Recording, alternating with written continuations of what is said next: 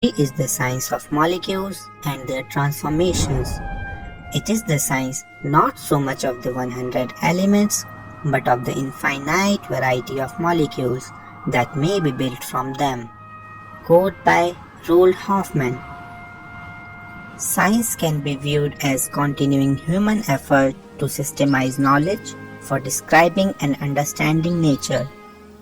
You have learned in your previous classes that we come across diverse substances present in nature and changes in them in daily life. Curd formation from milk, formation of vinegar from sugarcane juice on keeping for prolonged time, and rusting of iron are some of the examples of changes which we come across many times. For the sake of convenience, science is subdivided into various disciplines: chemistry, physics, biology, geology, etc. The branch of science that studies the preparation, properties, structure, and reactions of material substances is called chemistry. Topic 1: Development of chemistry. Chemistry, as we understand it today, is not a very old discipline. Chemistry was not studied for its own sake. Rather, it came up as a result of search for two interesting things. First, philosopher's stone, which would convert all baser metals, example iron and copper, into gold. Second, elixir of life, which would grant immortality. People in ancient India already had the knowledge of many scientific phenomena much before the advent of modern science. They applied that knowledge in various walks of life. Chemistry developed mainly in the form of alchemy and iatrochemistry during 1300 to 1600 CE. Modern chemistry took shape in the 18th century Europe after a few centuries of alchemical traditions which were introduced in Europe by the Arabs. Other cultures, especially the Chinese and the Indian, had their own alchemical traditions. These included much knowledge of chemical processes and techniques. In ancient India, chemistry was called Rasayan Shastra, Rastantra, Raskriya, or Rasvidya. It included metallurgy, medicine, manufacture of cosmetics, glass, dyes, etc. Systematic excavations at Mohenjo-daro in Sindh and Harappa in Punjab prove that the story of development of chemistry in India is very old. Archaeological findings show that baked bricks were used in construction work. It shows the mass production of pottery, which can be regarded as the earliest chemical process, in which materials were mixed, molded, and subjected to heat by using fire to achieve desirable qualities. Remains of glazed pottery have been found in Mohenjo-daro. Gypsum cement has been used in the construction work. It contains lime, sand, and traces of calcium carbonate. Harappans made fines, a sort of glass which was used in ornaments. They melted and forged a variety of objects from metals such as lead, silver, gold, and copper. They improved the hardness of copper for making artifacts by using tin and arsenic. A number of glass objects were found in Maski in South India, 1000 to 900 BCE, and Hastinapur and Taxila in North India, 1000 to 200 BCE. Glass and glazes were colored by addition of coloring agents like metal oxides. Copper metallurgy in India dates back to the beginning of Chalcolithic cultures in the subcontinent. There are much archaeological evidences to support the view that technologies for extraction of copper and iron were developed indigenously. According to Rigveda, tanning of leather and dyeing of cotton were practiced during 1000 to 400 BCE. The golden gloss of the black polished ware of northern India could not be replicated and is still a chemical mystery. These wares indicate the mastery with which kiln temperatures could be controlled. Kautilya's Arthashastra describes the production of salt from sea. A vast number of statements and material described in the ancient Vedic literature can be shown to agree with the modern scientific findings. Copper utensils, iron, gold, silver ornaments, and terracotta discs and painted grey pottery have been found in many archaeological sites in North India. Sushrut Samhit explains the importance of alkalis.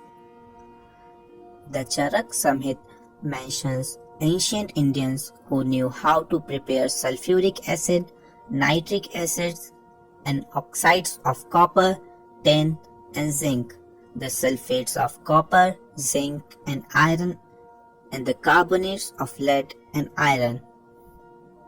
Rasopnishad describes the preparation of gunpowder mixture.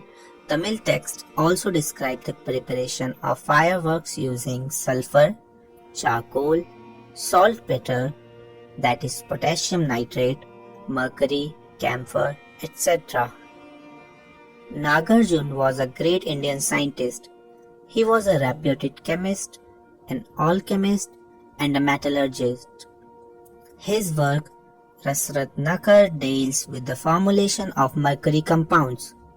He has also discussed methods for the extraction of metals like gold, silver, tin, and copper. A book, Rasarnavam, appeared around 800 CE. It discusses the uses of various furnaces, ovens, and crucibles for different purposes. It describes methods by which metals could be identified by flame color. Indians began making soap in the 18th century CE.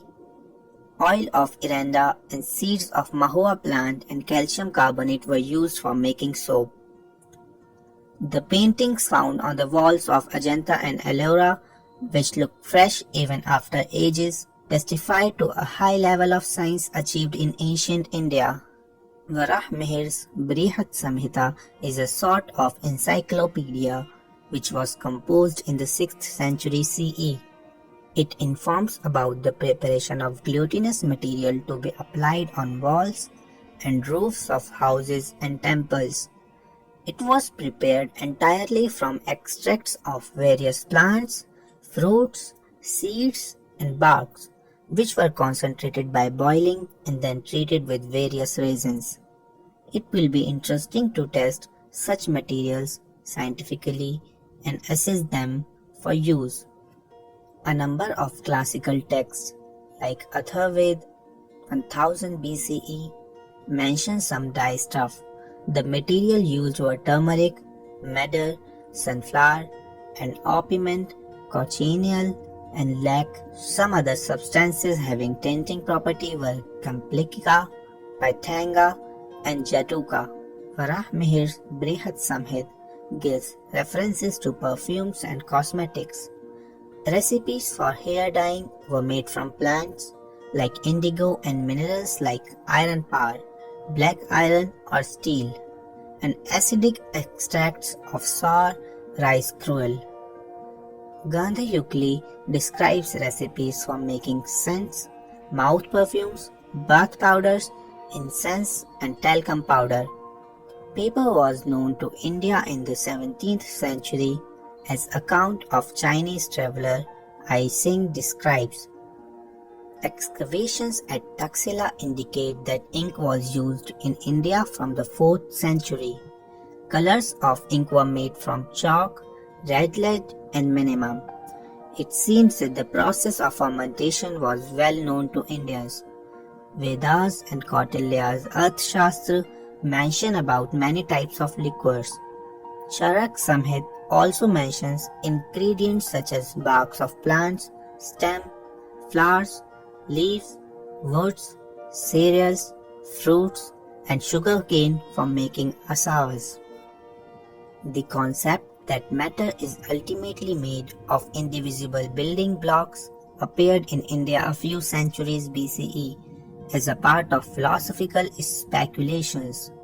Acharya Gandha, born in 600 BCE, originally known by the name Kashyap, was the first proponent of the atomic theory.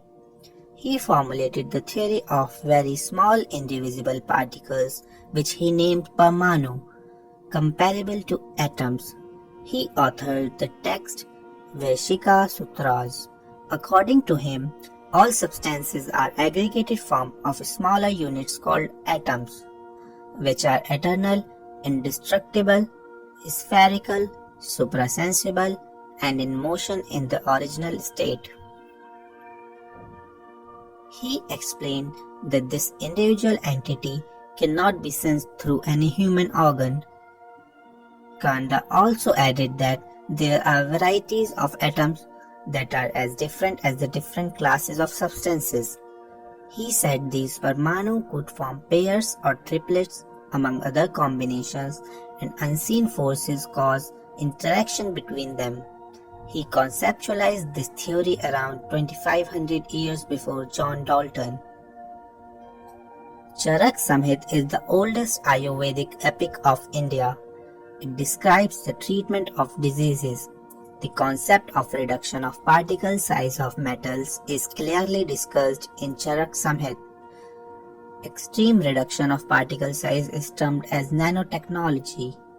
Charak Samhita describes the use of bhasma of metals in the treatment of ailments. Nowadays, it has been proved that bhasmas have nanoparticles of metals. After the decline of alchemy, iatrochemistry reached a steady state, but it too declined due to the introduction and practice of Western medicinal system in the 20th century. During this period of stagnation, pharmaceutical industry based on Ayurveda continued to exist, but it too declined gradually.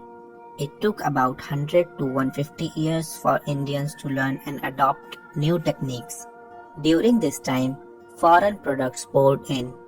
As a result, indigenous traditional techniques gradually declined. Modern science appeared in Indian scene in the later part of the 19th century. By the mid-19th century, European scientists started coming to India and modern chemistry started growing. From the above discussion, you have learned that chemistry deals with the composition, structure, properties, and interaction of matter and is of much use to human beings in daily life. These aspects can be best described and understood in terms of basic constituents of matter that are atoms and molecules. That is why chemistry is also called the science of atoms and molecules. Can we see, weigh and perceive these entities, atoms and molecules?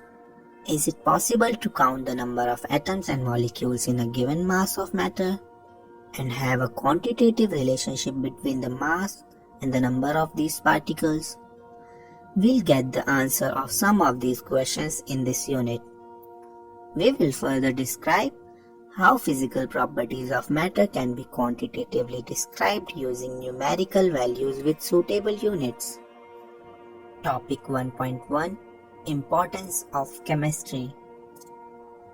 Chemistry plays a central role in science and is often intertwined with other branches of science. Principles of chemistry are applicable in diverse